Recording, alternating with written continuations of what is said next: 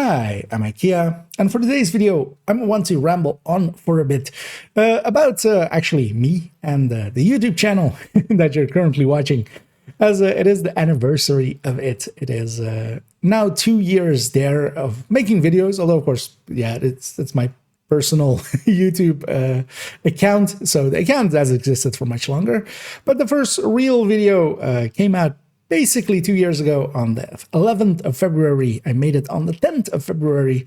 There's some reasons for those dates, and we'll kind of go into them later on.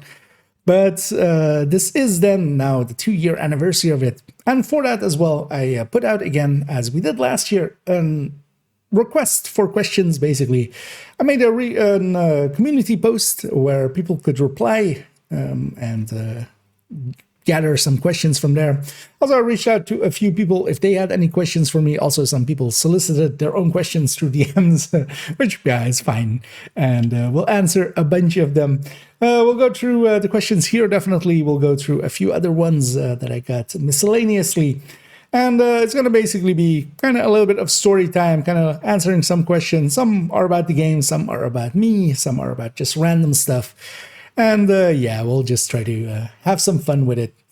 But yeah, join me for some Q&A-ing. So we'll first kind of start a little bit with a story time. There's no related question to this one per se, but you know, just to kind of set the scene, this is also, well, they did ask me this last year, but then back then, of course, we had a lot less subscribers around and like people around watching these videos. So just to kind of reiterate some of that, and that is basically, you know, what's the backstory? Who am I? Where am I from? And you know, what do I do and stuff. Although the what do I do's we'll be answering later on, as there is a relevant question towards that. But yeah, to start somewhere, my name is actually Kia. That is actually the name I have, and that's also, of course, then yeah, what the extension is to IKEA. As that has been quite often asked, and we're like, where does the IKEA come from? Well, IKEA.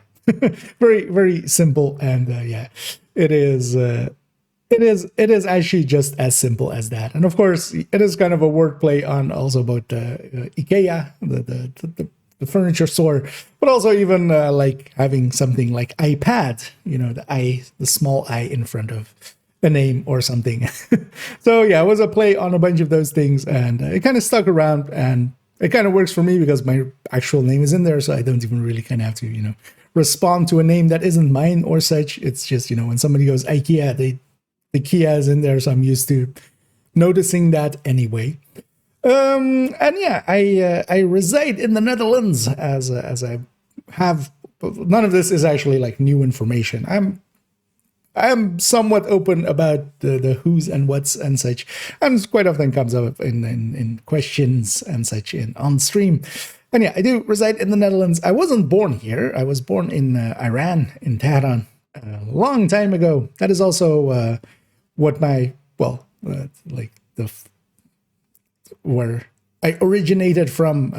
My parents are both Iranian, and at a young age, we, well, me with my mother, we did get out of the country, basically, with, yeah, basically fleeing the across the borders and then flying to Europe, basically trying to get away from the regime there, as my parents were basically dissidents, and it wasn't safe for them there, and they understood that, and they basically took themselves, well, first my mother with me, and then later on my older brother, and then lastly my father came over as well. And we went to the Netherlands. Back then, immigrants were treated quite differently. It was very open arms and such. And with the background that we had, yeah, we were put on the trajectory to become Dutch citizens, and that's also what I am nowadays. I'm a Dutch resident, and I reside in the Netherlands, and I am very happy for the choices that my parents made of doing that. Then often as well, people ask me what my accent is. It is basically a mishmash of a lot of things. My first language is, of course, Farsi, which is well, some call it Persian, but yeah, it's the language of that is spoken in Iran, and that has a lot of influence on kind of my accents because I started learning Dutch basically when I was like 7 or 8, and then I also had a lot of interaction with English, and in my teens as well, kind of interacting a lot with American speakers and kind of taking some of their influences, also British speakers, just by being online a lot, even back then. So that led to, yeah, basically a mishmash of accents all coming together, and this is what you get. Also, I'm very susceptible always to kind of carrying over accents. If I basically, I used to, for instance, live quite a while with my brother, and yeah, basically after a while, my accent was exactly his accent. That is kind of, I flow into accents pretty easily, and I've always enjoyed doing that. But yeah, that's kind of the backstory there. We'll lead now into a question and then answer some more actually from current times, and to go to questions that are actually asked. But yeah, kind of to give the the starting backstory there first. We're going into this one, which is do you do YouTube full time? If not, what else do you dedicate yourself into? I don't know. We'll use this as well to kind of talk more about my current life, as that is, of course, previously, or just talking about how I kind of got to the place that I am. And yeah, I know I definitely don't do YouTube full time. I'll as a little bit of a behind the scenes kind of. With my current output and viewership and such, even though I'm very happy with that as well, as I'm very well aware, I'm kind of making for quite a niche game, also very niche content, because I'm not doing the yelling at everything and just going the greatest, the bestest with the thumbnails that would be clickbaity and stuff. I'm making stuff that is a lot. The majority of people will not be interested in it, even if they play a game that is also not being played that like to the numbers that some games are.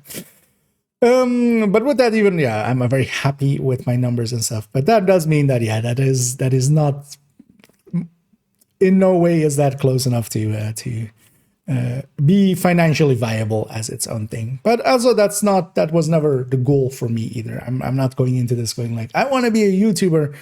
No, I always do enjoy educating a little bit. And yeah, that kind of was the goal for it from the start, was just make stuff that I enjoy making, stuff that I would watch myself, which is quite often longer stuff that goes kind of in depth and doesn't do much in the form of just trying to be too much entertainment, even though a little bit is never an issue. But just like, if it's just being entertainment to the detriment to the message in it, that kind of goes too far quite often for me.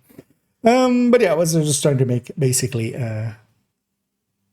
things I would watch myself, which I definitely know as well. I'm kind of in the minority of what I like. But that also, that means that that is not, I don't expect it ever to be of an income that is really viable. But nowadays as well, it does actually cover me, my crippling addiction to buying all the apparel in the game, as we often do. So that part of it is fine. To answer the second part, if not, what else do you dedicate yourself to? As I've been open as well on stream quite often about, is I work as a technician, as a stage technician. I do so for basically an organization that has 2 venues. And stage technician, basically, I'm a music stage. So we have bands performing and stuff, and there's people behind the scenes. I'm one of those people's. Generally doing lighting. That's usually my kind of more my specialty, but I do audio stuff as well. I'm very well versed also in setting up projection or video packages or stuff like that. And that's basically what I do on a not per se day-to-day basis. It's more of a weekend-to-weekend basis is nowadays, because I usually work 1 or 2 days on scene, basically at the venues per week, mostly. And then the rest of it as well, doing nowadays, since a few years, doing production work behind the scenes sometimes. So, and then alongside of that, I do a lot of for a few other organizations. I also do photography work that has been steadily growing through the years. For a few photographers, I actually do their editing. For myself, I do just a lot of work for a bunch of corporations, doing headshot stuff, doing product shots and stuff like that. Simple stuff that, kind of keeps me going as well. That is my main profession as well. I work as a technician basically, and I very much enjoy that. It is very different every time I go in. It is at the very least a different band. I'm generally as well as a house technician, for those familiar with like venues and stuff, mostly a house technician, so I just get to see new bands every weekend, and I quite enjoy that. It is a very pleasurable job, and I wouldn't give that up quickly, definitely. And that pays the bills as well, because that YouTube definitely, I don't see it ever without going into really pushing it super hard, which I wouldn't want to do, because the tricks of the trade are not lost on me. Doing clickbait and stuff is there's a reason that it's get done. It works really well, but I want to make what I would myself click on, and basically I just would never click on something that has a clickbait title or a clickbait picture. I feel that erodes trust already before it even starts. So. But we'll answer that actually even more so in the upcoming question. And for our next question, we can go into a little bit more depth actually, as Explicit here asks, what made you want to start making videos on Div 2, especially this style, DPS per sheet and the like? Mostly starting off with it, I was kind of actually irritated by several people that were making videos, and some of those, what do we call it, kind of rivalries, or maybe like small skirmishes are well known to some, and I wanted to actually kind of get into just responding to a few people, but honestly, once I kind of sat down and wanted to see what I actually wanted to make, like I went into it with that idea that we can discuss about. I wanted to make stuff that I would watch myself. And I don't watch drama videos. So I wasn't in there to make drama videos, or at least I didn't want to start with that. Now, of course, later on a little bit, the For No Particular Reason series definitely is basically just that. Me singling out bad things and kind of going into like why that person is wrong, right? And kind of breaking it down and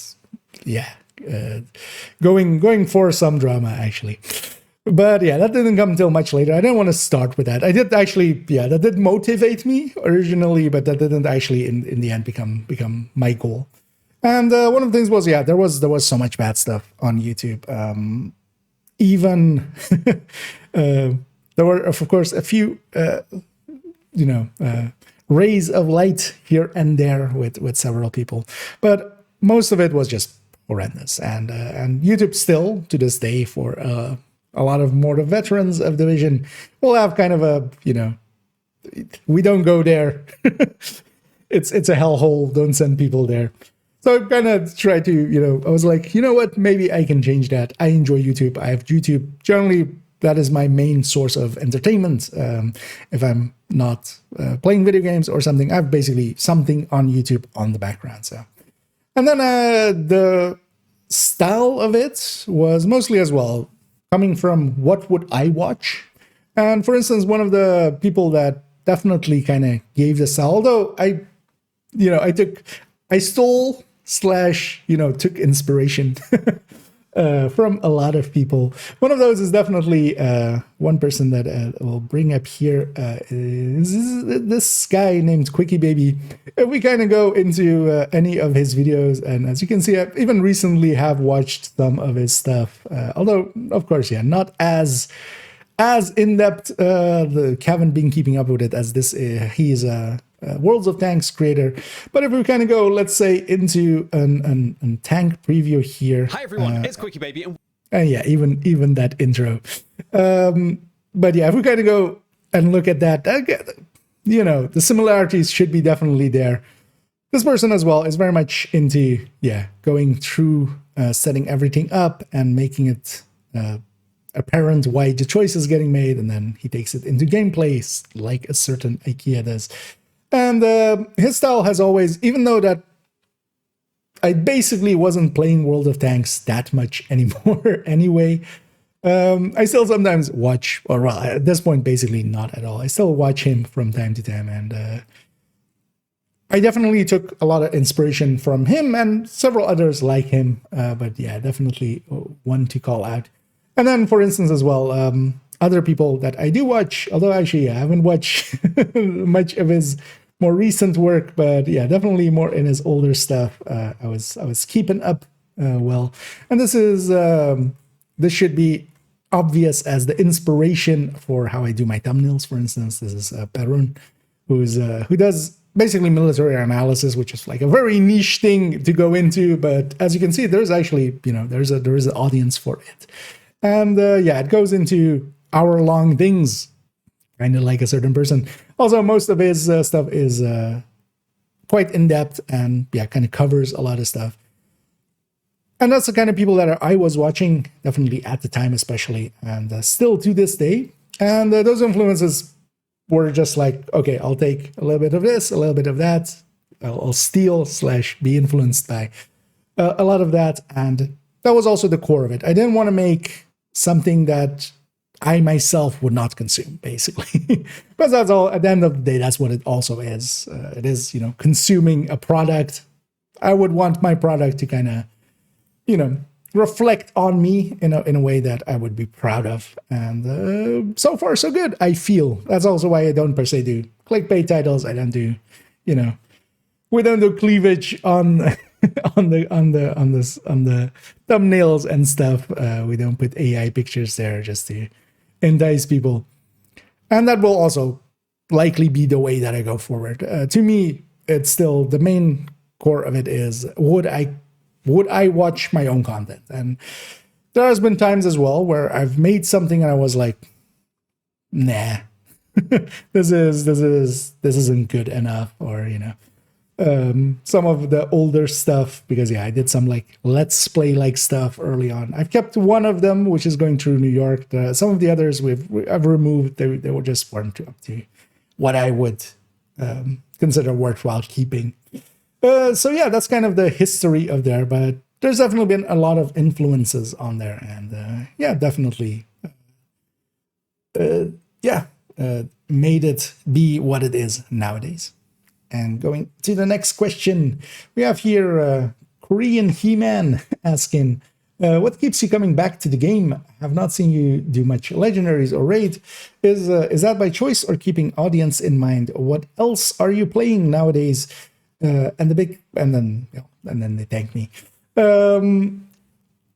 Well, to start with the start, what keeps me coming back to the game? Division is kind of unique. It not much that we have in around available to us really works in the way of Division. Division is a shooter that then also has a lot of MMO mechanics, and that is kind of unique. It in the same way that we quite often joke that that the devs called it a tactical shooter once, and definitely isn't.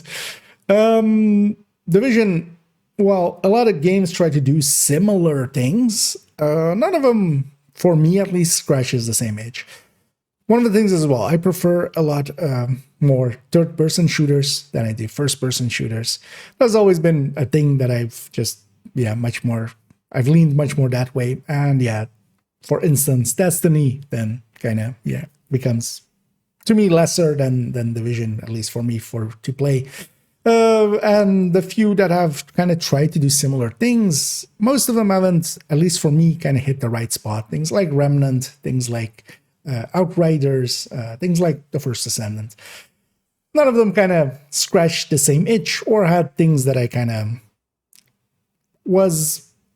there was a bunch of pet peeves for me in some of them definitely. And yeah, that led to generally just coming back to Division quite often. I do play a bunch of other games, but not so much in the shooter space, much more in like nowadays kind of building and like grand strategy kind of stuff. I do enjoy Sins of a Solar Empire. I do enjoy Civilization. I do enjoy Open Transport Tycoon quite a lot.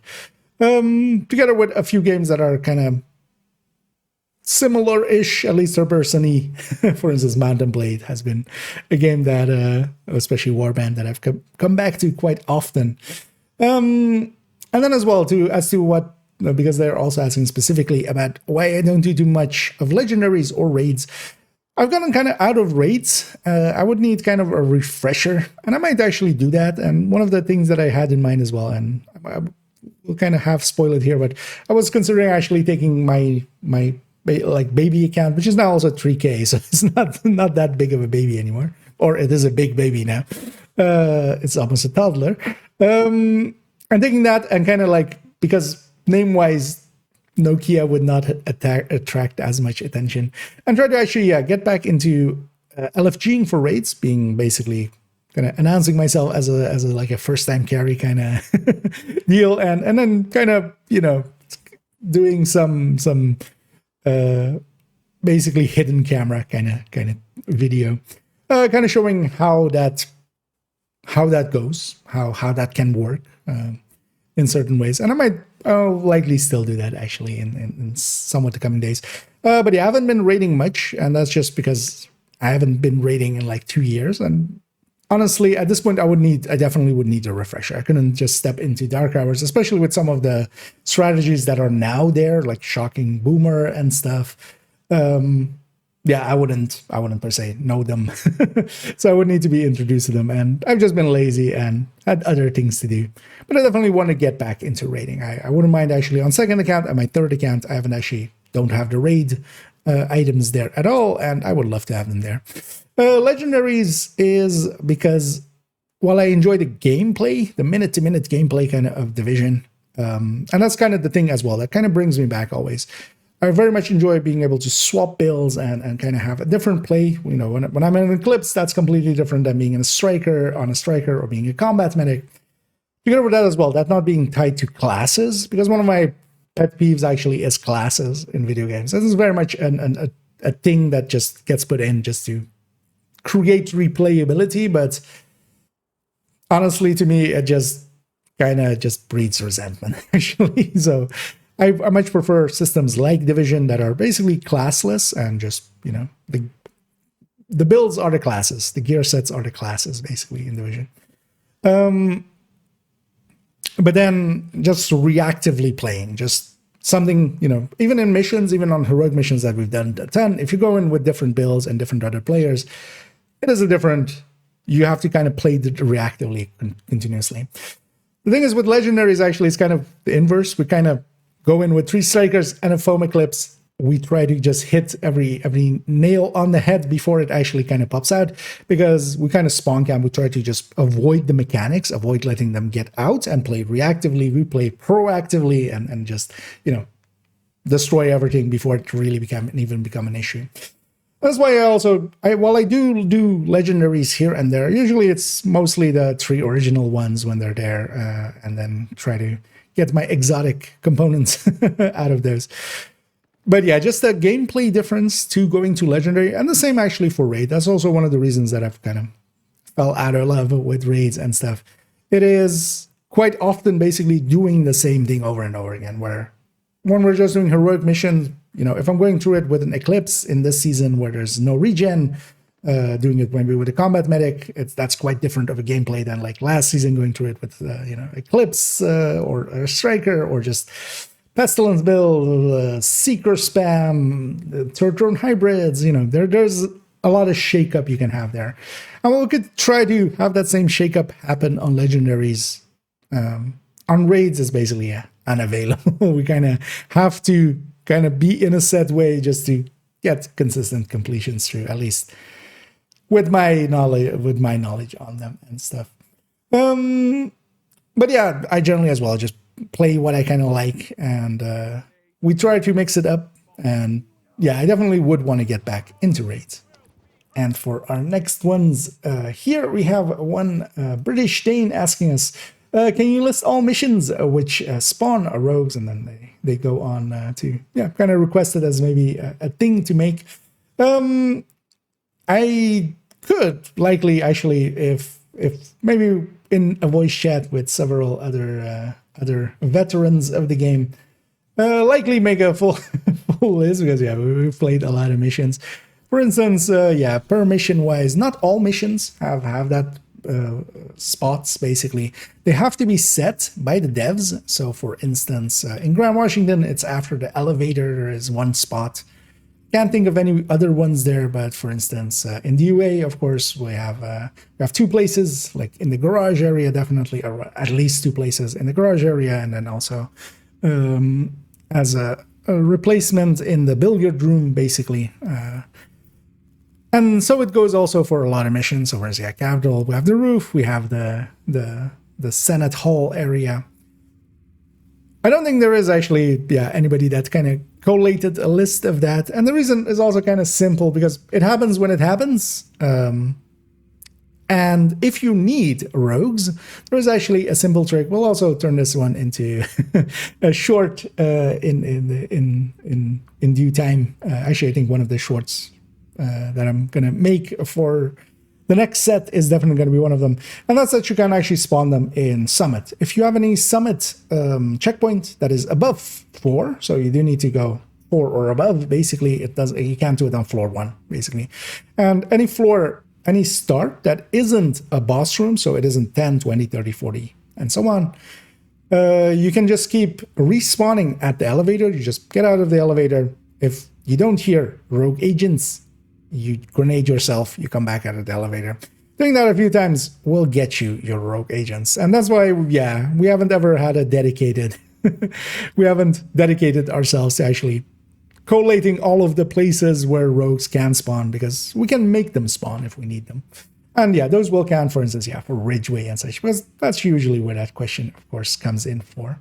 Yeah, going on to our next question here as well. Set up again on one of my most favorite, actually, in-game art pieces. This one has actually stayed with me. It's just, I can just stare at this thing for hours, as it's just so freaky. Just so freaky. But yeah, for our next question, we'll go with, yeah, indeed, actually, Scooby asking me as a fellow person that makes useful stings. If you're not familiar with Scooby, they maintain the spreadsheet, the which it still has no real name, but yeah, it's kind of the build making spreadsheet, and that is a very useful tool that I often use myself as well. And they asked me, if you could add a new gear set to the game with a unique and balanced ability, what would the talents be? I think so. Actually, one of the ones that we kind of theorized a bunch of times and such is there's of course a lot of things that you could make or even bring over from like Division 1 style. One of the ones is, for instance, having something akin to Reclaimer, where we have several hives in Division, and especially as well an offensive one. And what if we had a gear set that basically made your hive all those hives? And that could be actually interesting gameplay-wise, because it's also a Stinger hive, and a Healing hive, and a Revive hive, and a Booster hive, and an Artificer. Because now you have to kind of decide, do I toss it towards the enemy to deal damage to them? Or do I toss it on my allies to heal them and boost them and Artificer them and such? I think that could be a very cool gameplay thing in Division. Another one would be, actually, one of the things we don't have is interacting by shooting allies. It's a very common mechanic in a lot of games, is where you kind of have, well, we have Cooler, basically, and that's actually, I think, one of their playtests kind of trying to get a certain way of setting that up, of just shooting an ally and doing a certain thing, in that case, giving them hazard protection. I think shooting allies and trying to keep like something aimed at an ally to kind of boost them and such, that can be quite interesting as a setup. We have somewhat similarly to that, you can actually shoot if somebody's running an deflector shield. What you can do is actually, as a friend as a friendly to them. You can shoot them actually on the shield. They'll reflect your bullets towards the enemy that they're targeting. That can actually be a cool setup already. We've tried playing around with that quite often. But yeah, I think those kind of ideas would be kind of cool. But we're already actually getting a pretty cool one in the dealing damage makes healing happen, which is also an archetype that kind of quite often happens. Going on to our next in this series is that we have maniacal thumbs, as I was about to call them, mechanical thumbs. And actually what they ask is what is the difference between armor plating and armor? Assuming that armor plating can be visually identified as the plating breaks after a certain amount of damage is done, to where the armor is represented by the amount of stacks a boss has over their health bar. Actually, yeah, they're very good on the right track. But then actually the reason that they ask this question is for the incursion bosses, asking if they have armor plating or just armor. Let's go actually show this at a spot where we can definitely very easily make that happen, which is we'll go run up over there. And the core of it is exactly that. The armor is basically the white bars above a health bar. If an enemy has that, they have armor. And this actually carries over to if they have plating. And we'll show that off here, for instance. We have these enemies here. This is an elite territory control. We're on normal, so these aren't per se hard enemies or anything. But yeah, enemies that have basically elites here, for instance, they have armor bars above their health. They have armor. When we shoot these guys, we're dealing DTA basically, or DTA is applying. And once they reach health, they would apply that. Then we have, for instance, a Warhound here. They have health. At least this one has health, just only a health bar. That means when we shoot their health or their armor plates that they have, we'll actually be dealing health damage. But armor plates themselves aren't health, which quite often gets repeated around, like armor plates are health. No, armor plates are actually whatever is underneath them. So if we had, let's say, an enemy that is armor plated and then has underneath it armor. So for instance, this does happen in a few places. Morozova's heavies are kind of a famous place. If they have that, if they have a health underneath it, they'll take health damage. So for instance, they're from AR, they die pretty quickly. If they have armor underneath it, then it'll be armor. So for instance, for the raid bosses, actually, or actually the incursion bosses, both of the incursion bosses, or both of the sets, incursion bosses, the raid, and then together with that as well, lovebirds, they actually are armor, well, they're armor and they have health underneath it. Armor plates, on the other hand, are actually pieces that can break off. Now, sadly, we're kind of at night, but yeah, we can, for instance, on this guy, we have separate parts. We can break one of them off, so here the leg goes away. And even though, yeah, annoyingly, I should have turned off Golden Bullet as he has no health bar showing, but yeah, this guy, of course, only would have a health bar. Because he has health, his armor plates are health. And this also, for instance, applies to, for instance, people holding shields. That's the case, for instance, with hyenas. If you're fighting an elite one, they are actually armor when you're shooting their shield, and then they become health once you get through it. So in this case, the plating is basically what is underneath it. And that does come up in a few places, but yeah, actually the incursion specifically, it's all basically armor, as long as they have an armor bar, and then it becomes DTH when they become H. Because plating is specifically this. You can break it away, and then if you shoot them on where they still have plating, you don't do any damage. When you shoot them where their plating has been broken, you basically are shooting directly to their health bar. And starting our next set of questions here. We start with the snakes start to sing, and yeah, they would be interested in getting my opinion on some PvP builds, or even recommending some. I don't know, they do know that PvP is not my focus though, but yeah, they have been playing some Conflict themselves. One of the things with PvP, it is kind of a different world. I used to DZ quite a bit, but now even like DZ is different than PvP because we don't have the watch bonuses there. I do keep up a little bit with some of the discussion in those spaces, but that's always been also my answer, right? Like I'm not too much in that world anymore to really be confident in my answers, and that's why I kind of keep my mouth shut on them. I do have 2DZ builds still in the build collection. That is kind of the grand total of it.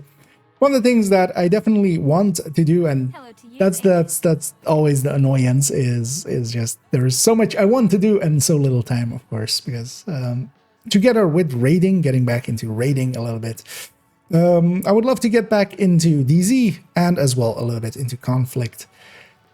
Starting next season, I'm definitely planning on jumping into conflict, just forcing myself and just kind of relearning the ropes a little bit on the conflict end, and then also going and DZ roaming and stuff, because I did always enjoy that gameplay, especially DZ, just roaming around doing a bunch of activities, and then if there was a fight, we would take the fight. We were mostly doing PvE stuff, but you know, if there was a fun fight to be had, we would take it. So I wouldn't mind jumping back to that a little bit. Going on to our next question, and this one is by Bad, and their main question is basically as well. First of all, they're kind of introing it and being happy that I've answered some of their questions in the past. But yeah, their question now is which feature you believe is currently missing and would love to implement it in the future. One of the things I would definitely love a lot, especially for I feel our console brethren, is having the options to, for instance, open all. For instance, open all caches, because at least on PC we can open them quickly. On consoles, you really don't have that option. But together with that as well, sliders for a lot of things. I would love some sliders to just, instead of buying one by one of a Habsburg, as I get bumped out of the way there, having a one by one of a Habsburg, going for buying 150, but just by doing the slider. Instead of pressing and holding a button 27 times to get from expertise 1 to expertise 27, that should be a slider. They did, well, quite some time ago. I was about to say not so long ago, but it's been years now. They did that sliders at least to the watch points that used to be per point as well. I would love to have sliders basically there in opening caches, both proficiency and apparel, and as well, yeah, for buying, for deconstructing and stuff, and then yeah, how much also crafting. I want to craft 150 times in one go, basically. Now, usually the reason, well, for instance, as well with the watch points, that it kind of goes slow with them. These are all each server calls, but they could automate those just in the same way as the watch, at least like going one by one by one by one by one. Because nowadays as well, I automate a lot of those for my own ends, just by with macros. And basically anything macro can do, I feel should just be in a game by itself, just so we can have that be there. And I would love a lot of sliders in a lot of places, just so we can stop holding buttons dozens upon dozens of times to just like do certain things. And yeah, hopefully in the future we'll get more and more of those. And yeah, we'll go to the last one of this set, and that is would you ever consider doing burst and sustain tables slash rambling talks for Division 1? Good accurate resources can be hard to find after so many years. Love the videos. And it's by Tim JC. I've actually been messing around a little bit in Div 1 recently, and I will likely actually at some point, and again, this is one of those things, like if I had infinite time, definitely, but yeah, rationing my time, trying to be smart about it. What I might do is actually, for at least the ARs and SMGs make, I've actually made a quick one, because some info was available. There is actually a spreadsheet. I might actually link that underneath this question. There is the final version, basically, of the Reddit spreadsheet that existed for Division 1, which contains a lot of information. That is really the only sources I can find for ease of, like, in any case for Division 1 for myself as well. But yeah, on the other end, the Division 1, well, I do enjoy playing it here and there. Yeah, it's definitely not going to be a focus of mine. But I might actually, yeah, I might make some burst and sustain tables, just because they currently don't really exist. And while definitely for a lot of stuff, there's obvious obvious places where, for instance, yeah, Lightweight M4, LVOEC, all of those that are from the Police M4 family, basically in Division 1. They are definitely the top ARs in a very, at least for the high ends. I wouldn't mind actually having an understanding, working understanding there, because yeah, there's definitely a bunch of stuff in Division 1 that I'm definitely myself as well not too clear on about, because I wasn't that in-depth into it back in the day.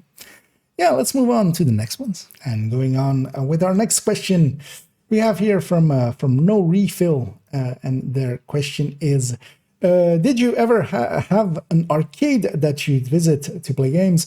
Some of my favorites were Galaga, Tron, and Moon Patrol. Do you have any favorites? So actually, I did play quite a bit of of arcade games in the past. Well, actually, very young as well.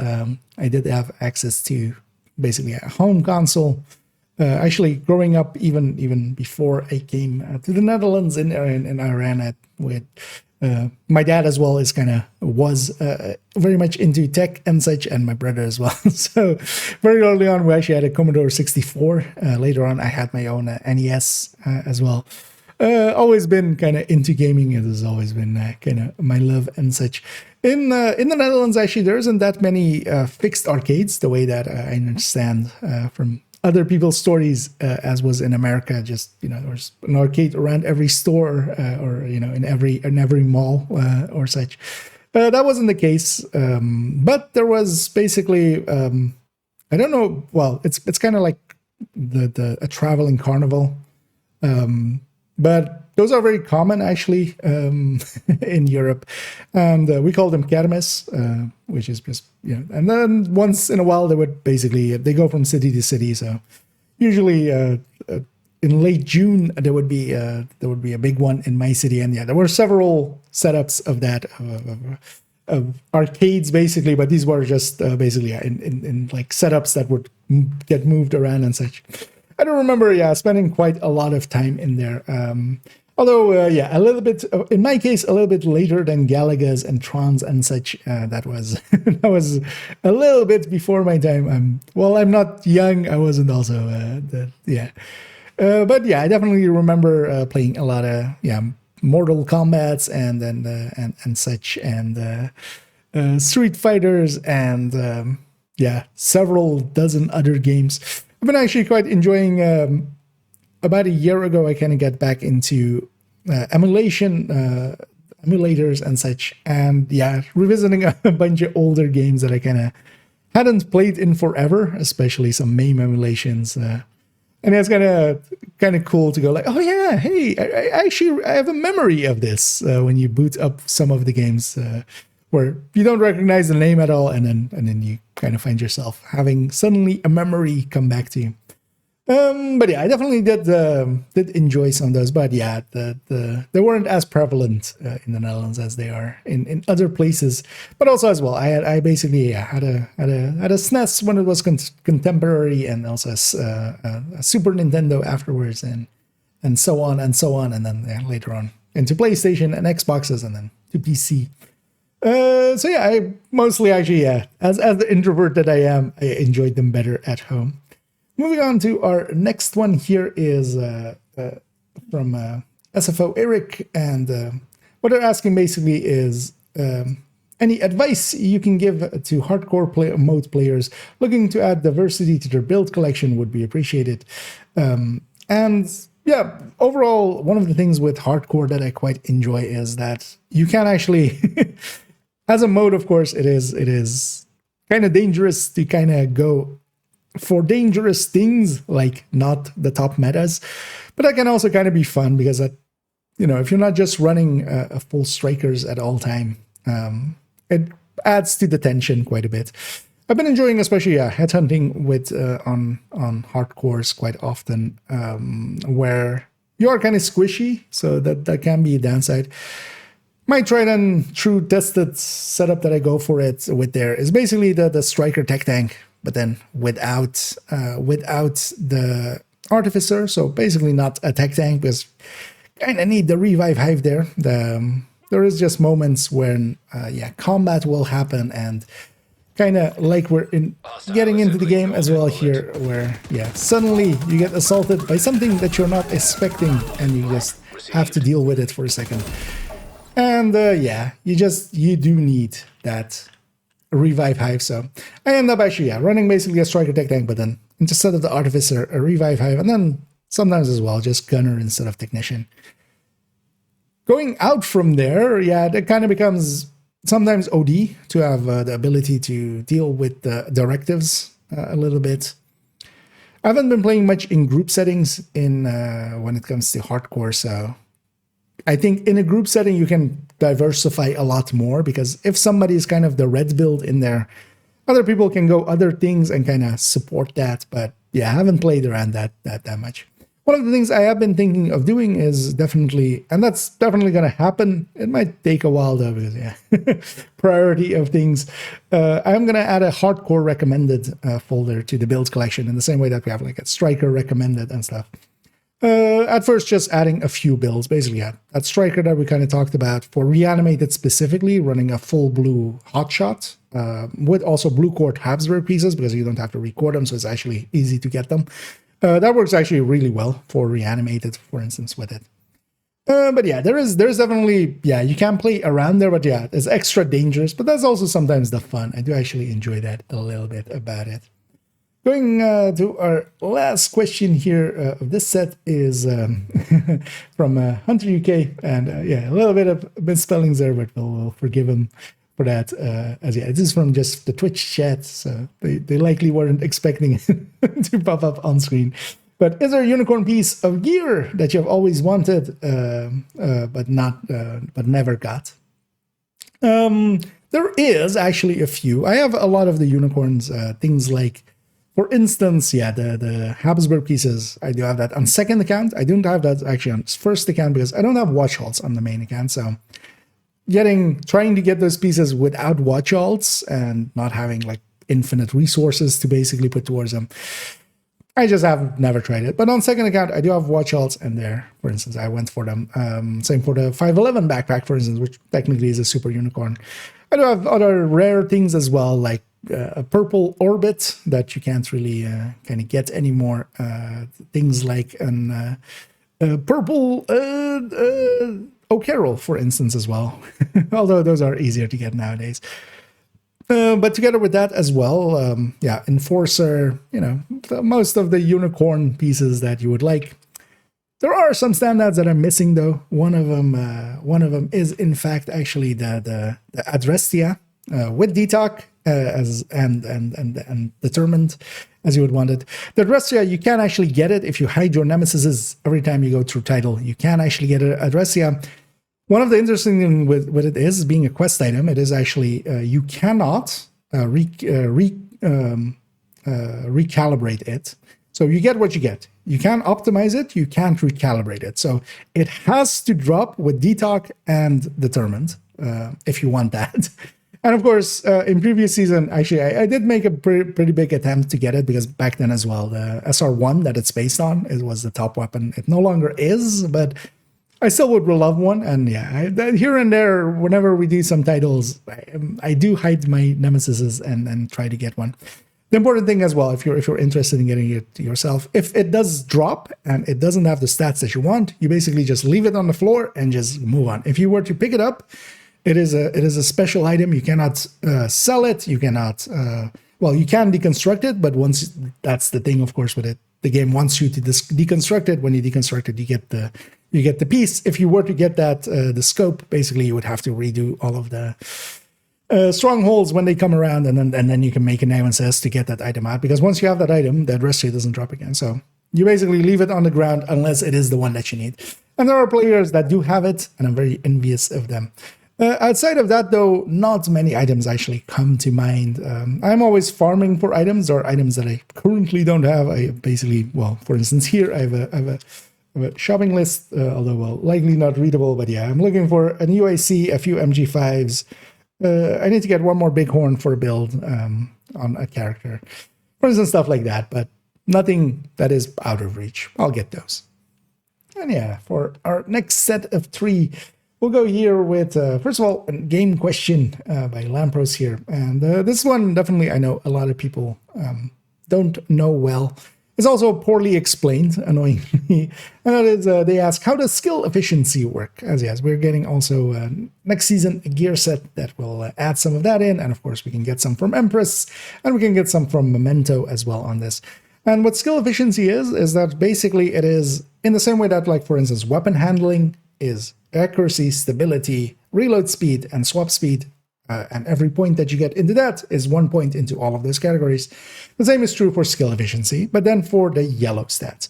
And in this case, it is skill damage, skill haste, status effect, and then we have repair skill, skill duration, and skill health. Those 6 are in there. For every point of skill efficiency, you get 1 point into all of those. So especially for skills that benefit from multiple of those, that can be very beneficial. For instance, yeah, of course, the obvious one is just having skill damage and skill haste per point. That is already very nice. But then as well, there's, for instance, skill health in there. That's why the Memento is so good for tech tanks, because we get skill efficiency that gets skill health and skill haste. We're making use of those two. And there is definitely some truth to it as well, that skill efficiency, for instance, is much more useful, especially, for instance, for a mortar, where you're using both skill damage and status effect together.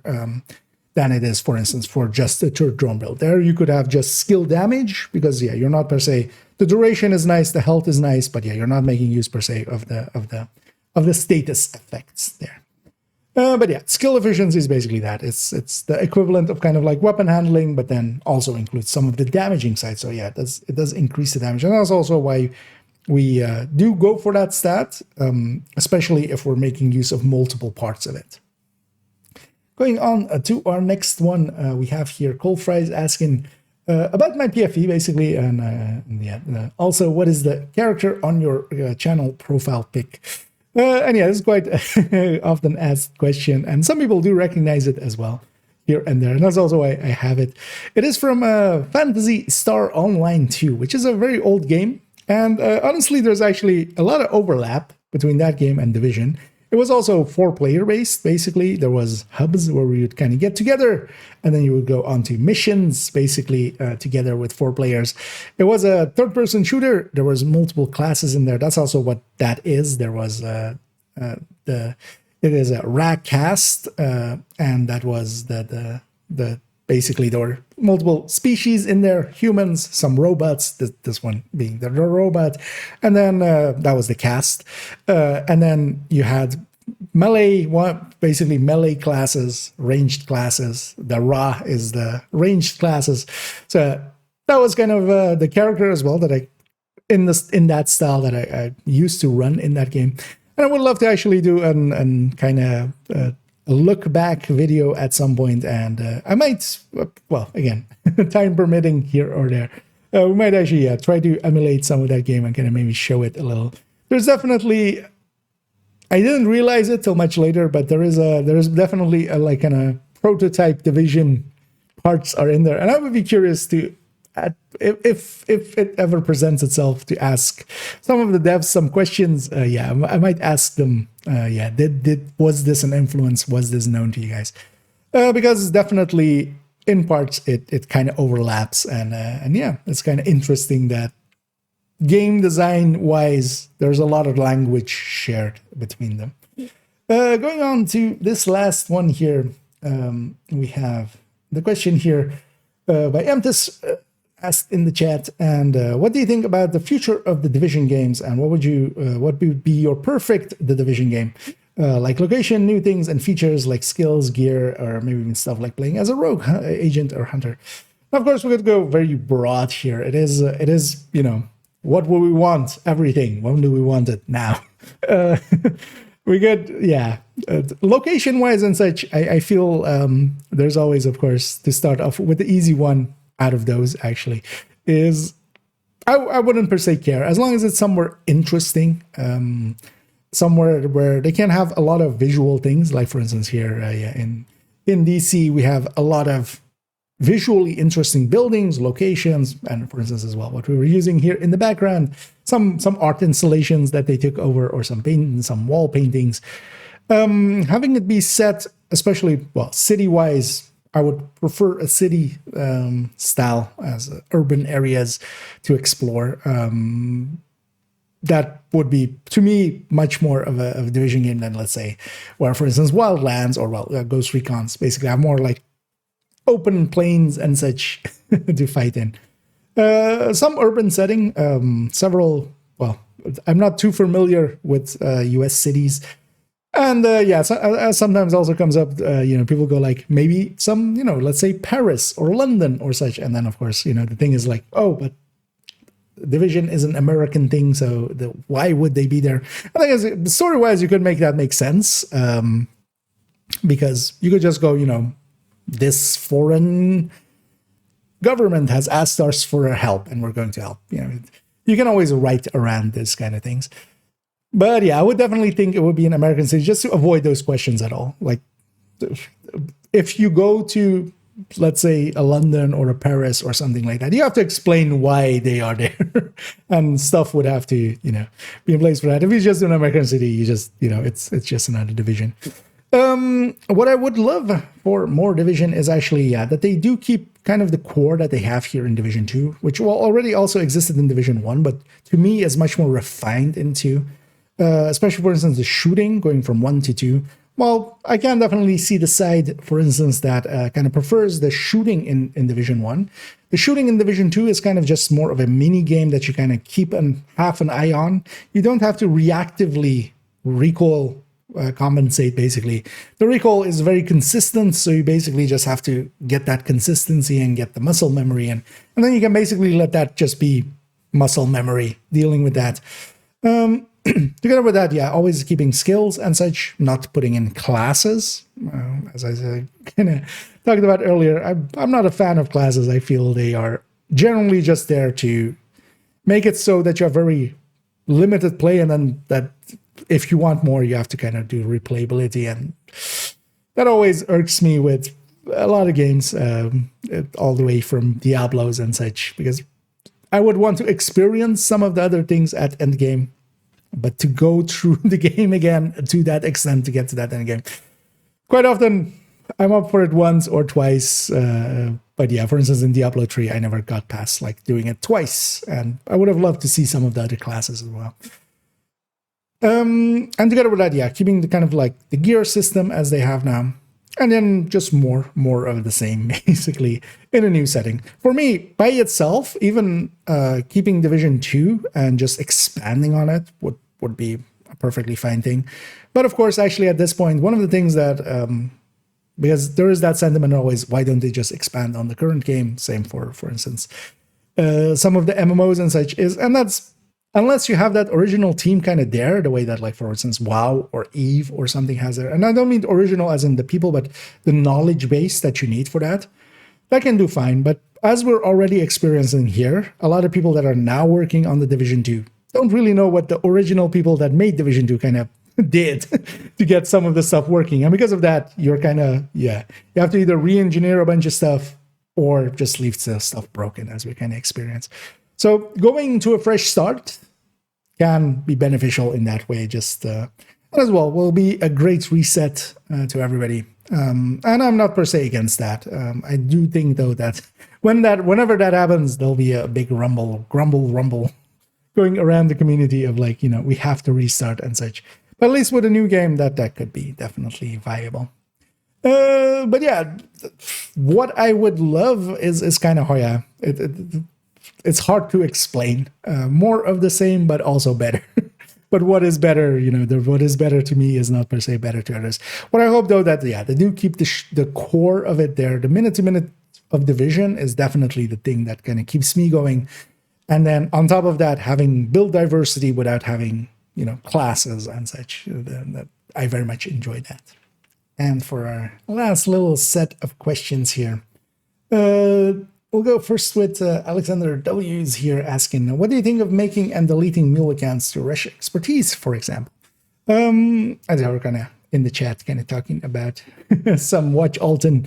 And yeah, kind of my opinion on that. I think actually in the end, it became an interesting thing that is kind of a way for us to play the game, kind of.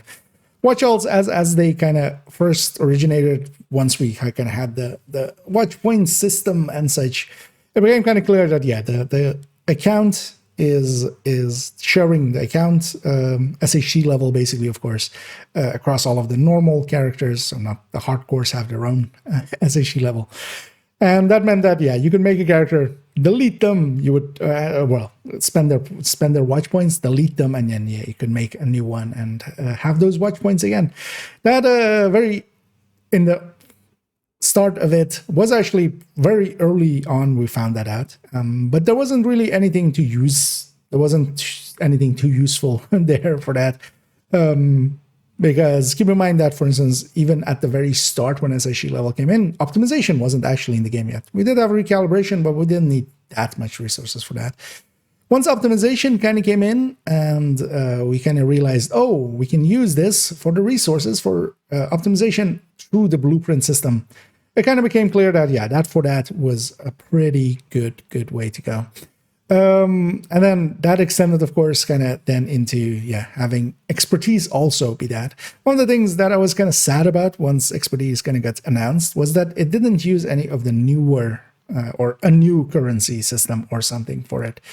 Because that could have actually prevented kind of watch alting just for expertise.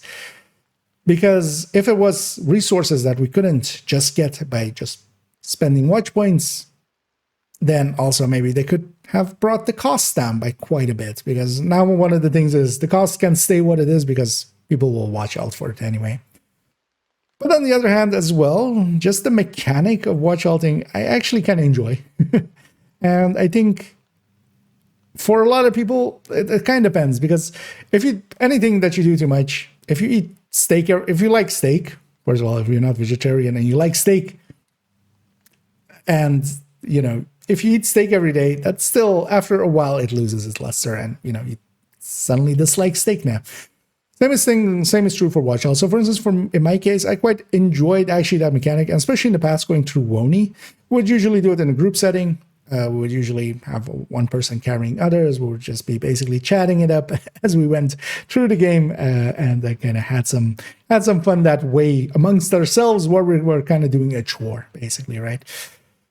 And nowadays, even still with just doing the DZ method and stuff, I kind of enjoy it as a something else if I've been playing quite a bit. But that's the thing. If it's a something else as a palate cleanser after doing a lot of the same thing. The downside is with especially expertise, you kind of need to do it a bunch of times. I remember as well, for instance, more recently with my third account, I kind of actually in the end went like, okay, screw it. They're 2K now. We can just speed this up. And instead of running every item, I can get by just expertising through it with some watch alts. And that became a chore. That is definitely a chore. But nowadays, once in a while, doing that on second account and third account where I have that option for some watch points, I actually kind of like it. It is something different for the few hours that we kind of need to do it. Together with actually gearing them up has become a thing that I've been just doing, keeping characters at level 30 or 31 to check the vendors and stuff. And that actually, adds a little bit of enjoyment overall. But it would have been nice if they because the watch point resources were basically, at that point, it was known that they were contaminated, basically.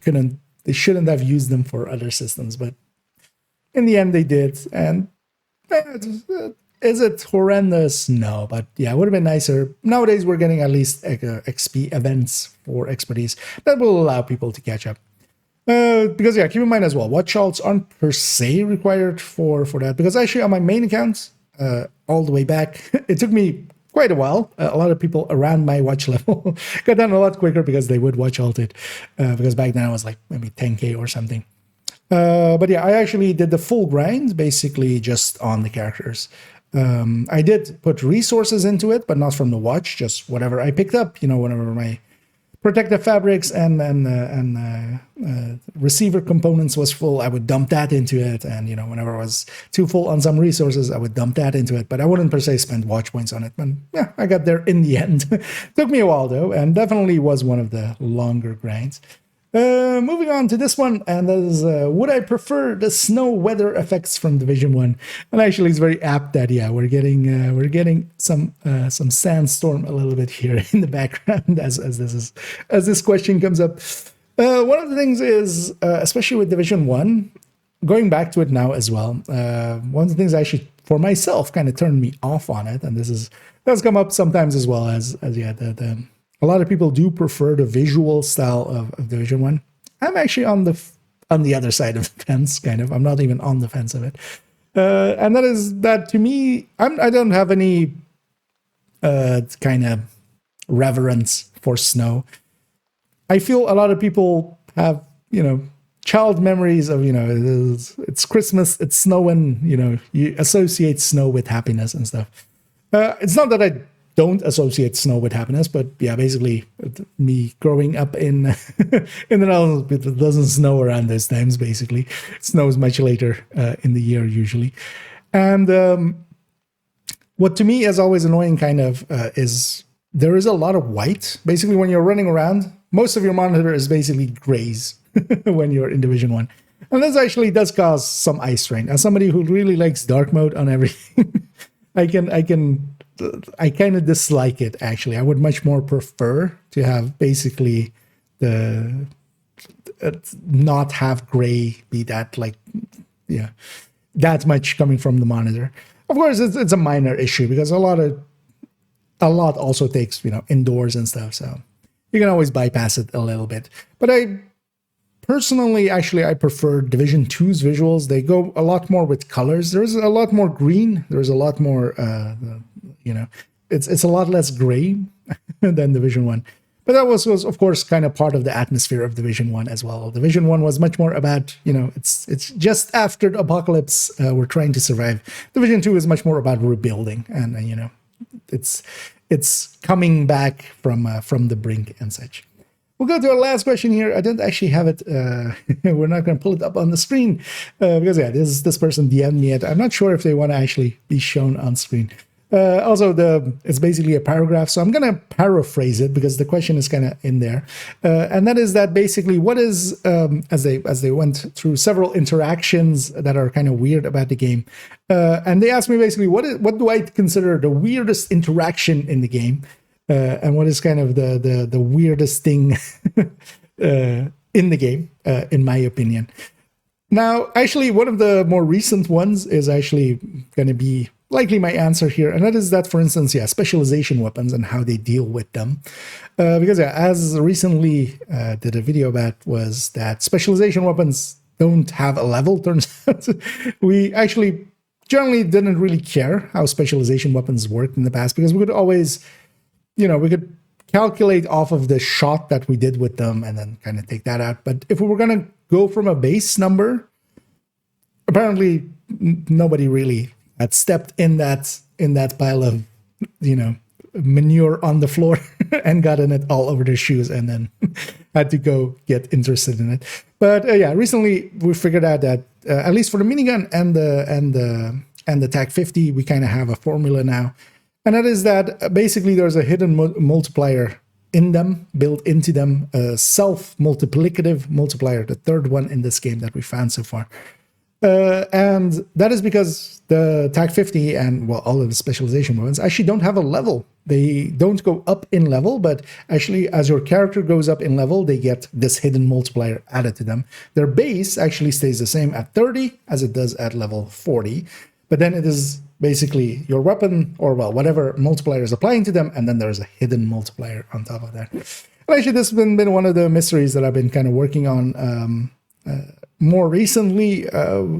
For the other weapons, there is two components in there. It's not just that hidden multiplier because there's more to it, and yeah, that makes it very confusing and convoluted to try to separate those out. And I do think I have a good way of doing that nowadays, but yeah, we'll see if I actually am right in the future, because we'll likely do a follow-up video on that, on how specialization weapons work. But yeah, for instance, yeah, that is a very weird interaction.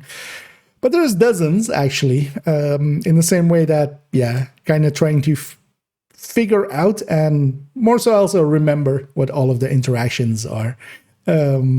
because that that's also one of the things that has definitely kept me with Division is there's so much weirdness and so many interactions that we kind of want to understand and such, that makes it quite interesting to kind of keep digging away at it. As long as you dig away a little bit, you'll find a mystery to kind of solve, and that's kind of fun. I definitely enjoy trying to find those mysteries and then also hopefully get to the bottom of them. Some of them are, of course, very easy with, some of the things being mismarked and trying to just understand what they were. For instance, in the cases of the wrong text ones that we, for instance, more recently kind of went through and kind of updated, trying to, just figure out what they were originally was kind of fun. But yeah, let's go on to our conclusion and we'll round it out here. And yeah, I hope you found it somewhat informative to kind of hear some of my backstory and some of my answers here to some of the burning questions people had. And I quite enjoy, as always, kind of answering it. And it's been kind of fun to do a second one of these, as that also means that, of course, now the channel is 2 years old, basically. Now, of course, the channel as a thing, because it was just my personal profile or my personal, YouTube account. It has existed for much before that, but as we kind of talked about, the first video kind of came out the first real video came out on today, because I did a few test videos before that, which are still actually on the channel. That also as well is kind of the reason when they went up is as we it's kind of glossed over is it's the day before it was my birthday, so I did have a little bit of time to kind of invest into that, and that is, of course, again as well together with the channel anniversary, my own anniversary, and now I am I am now 30 SHT level 38 in real life. I'm not 38k, but just 38. We'll get there. Hopefully they don't kick me out of the countdown. But as we get older, hopefully we get a little bit wiser, and hopefully not just bolder, but also a little bit wiser. But to round out this, I hope you enjoyed this video. If you did, please do any and all of the algorithm things down below. It is much appreciated always, and it does help out, so I'll do that a little bit of shilling. For future videos, the next one up is actually going to be on the history of the build collection. That was recorded actually before this, but it'll come up after this, which is also, of course, a big part of my own history, basically, with Division is the build collection. And we'll kind of have a double hit of history to go there. We're going to go into a build showcase, likely after that, of Umbra, together with some, hopefully, as well, as it'll to kind of allude to upcoming things. One of the things that I want to do is kind of like a podcast format that'll be hopefully coming up after that, and I'm kind of looking forward to that, and we'll have a guest for that as well. So I hope you join me for now, but for now, this will end it off here. No more questions. Class is over. And as always, have a good night.